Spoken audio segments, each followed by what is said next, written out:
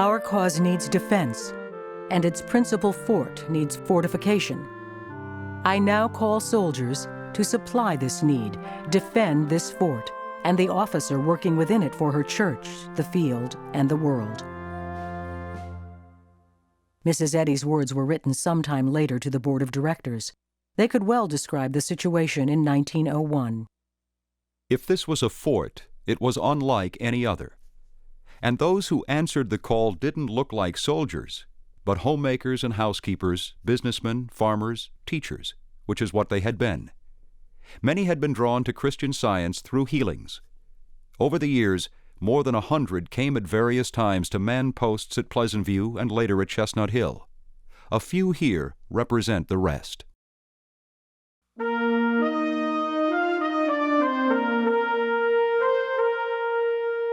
There was Joseph Mann from Connecticut.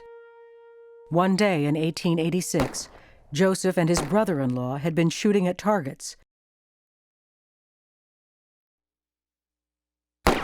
A stray bullet hit Joseph square in the chest. Unconscious and bleeding, he was carried into the house. The family physician, 2 other doctors, and a surgeon concurred. Surgery was futile. The patient could not live. Joseph himself describes what happened next. Our family physician kept the family informed that I was gradually dying. The body was growing cold, the pulse was scarcely perceptible. Telegrams were written and held ready to spread the news that I was dead. At that point, a Christian Scientist who happened to be visiting neighbors heard about the accident and came to the door. He asked if the family would allow him to treat Joseph through prayer. The family had never heard of Christian Science. They were assured, however, that man's extremity is God's opportunity. Within about 15 minutes after Christian Science had been admitted into our house, I began suddenly to grow warm again under its treatment. I became conscious, opened my eyes, and knew I would not die, but would live. That same evening, I sat up in bed and ate a little steak and toast. The second day, I was out of bed and dressed. And the third day found me up bright and early and about with the family, as though the accident had never occurred. Joseph Mann. The whole family began studying Christian Science. Soon, Joseph, just 22, entered the healing work. In 1888, he studied with Mrs. Eddy. 10 years later, in the midst of a successful healing practice in Boston, he heard there was a call for helpers at Pleasant View. He promptly left everything and pitched in as Mrs. Eddy's superintendent.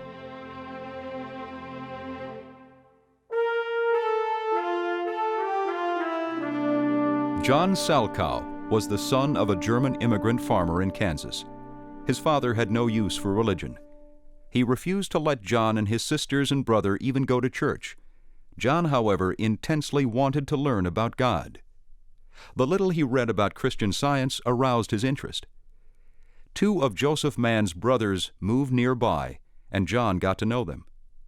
Joseph came to the area, and John learned how he had been healed of the bullet wound. He asked Mann to order him a copy of Science and Health. When Mann's carriage came up the drive to bring him the book, John dropped everything and ran in from the fields to meet him. He sat right down and read a few pages.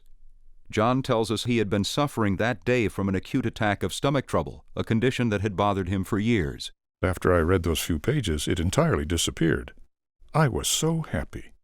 John Salchow. Salchow placed the book in the parlor, hoping it would catch the eye of others in the family. His religion-hating father began reading it on the sly. One evening, Papa Salchow pushed his chair back from the dinner table and announced to the family, "This woman has found the truth." Soon John, his father and mother, and his sister Hannah were in class taught by Joseph Mann. A few years later, when Mann was superintendent at Pleasant View, Mrs. Eddy asked him if he could recommend a groundskeeper. She wanted, as she put it, someone who would stand. He immediately thought of Salchow. "Send for him," she said. In Kansas, harvest was over and the crops were in when John received the letter asking him to come to Pleasant View. I received the letter instructing me to come about 10 o'clock in the morning, and by noon I was on my way. John Salchow. He left farming the family property behind and never returned to it. In later years, John Salchow was pointed to as the man who left his plow in the field and came to serve his leader.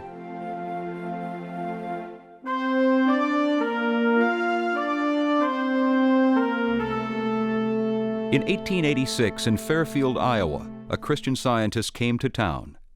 Very soon there were 3 cases of healing.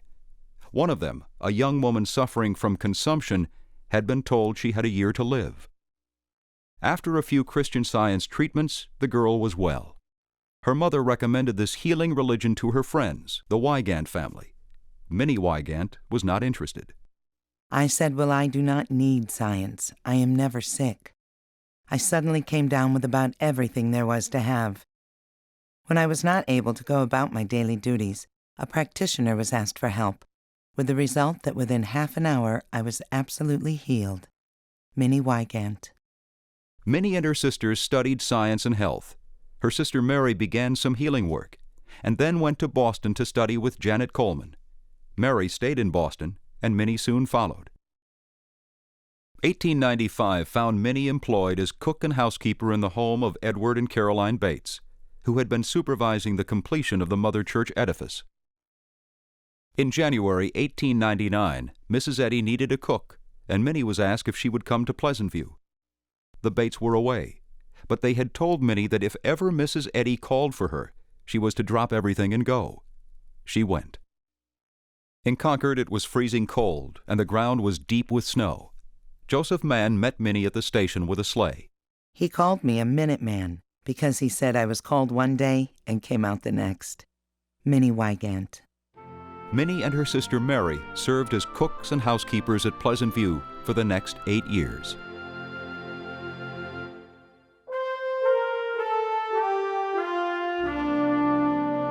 In 1885, young John Lathrop had lost his father.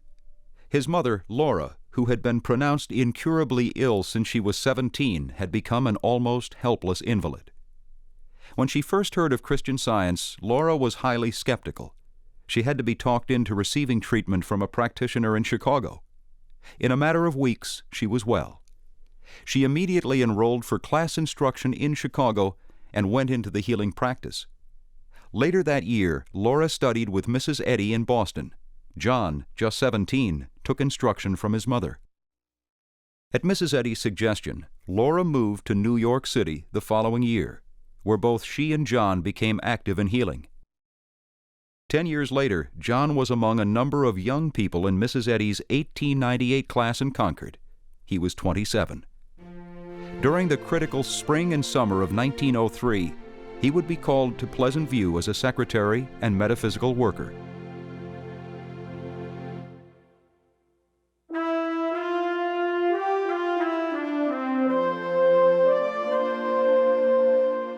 In Bristol, England in the 1890s, a very young Adelaide Still was passing through hard times.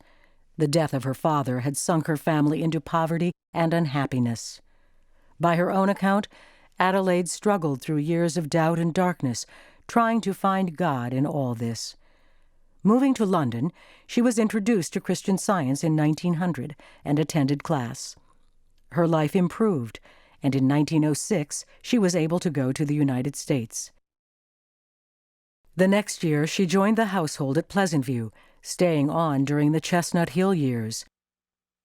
When she selected Adelaide to be her personal maid, Mrs. Eddy said she had been praying God to send her someone, and she believed he had.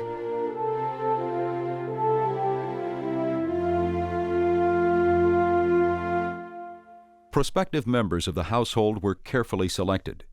Businessman Calvin C. Hill was one of those assigned to interview helpers to see if they offered the qualities required by Mrs. Eddy. She said, "Get one who loves to work for the cause and is willing to take up the cross for it, as I have done." Calvin C. Hill. Some workers stayed the 1 or 2 year period then specified in the church manual. Some came and went and came back as needed. Some simply did not measure up to Mrs. Eddy's requirements. John Salchow frequently was the one who drove to the station to pick up those who had been called for interviews with Mrs. Eddy. If during the ride he detected hints of pride, selfishness, or some other unsuitable quality, John had his own standard procedure. When we arrived at Pleasant View, I always left the horse hitched, for I knew it would not be long before that person would be starting back to the station. And there were quite a few who went back. John Salchow. Salchow himself was an example of the qualities that were being called for.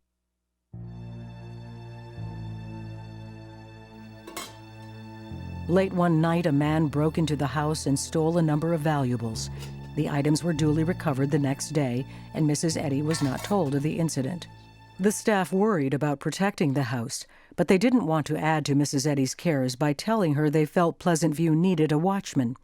Salchow offered to stand guard at night, in addition to his regular tasks. He would work all day from before dawn until supper time, then have a bite to eat and lay down for a rest.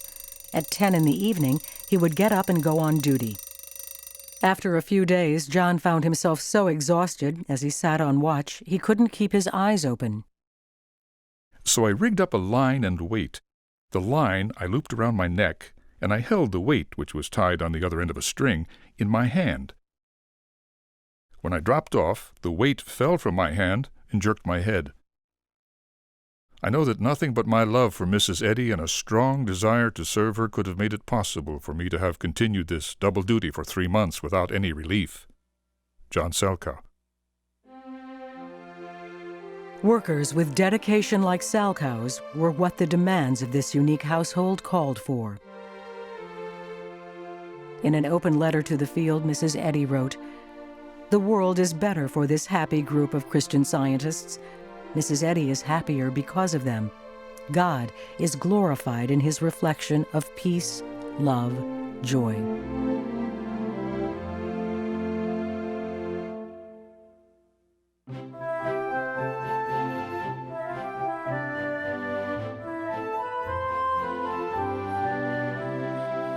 At Pleasant View by mid-1901, the Woodbury attack against their leader had been defeated.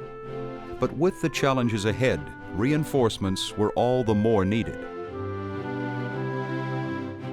Meanwhile, the place where these challenges were felt the most had been changing.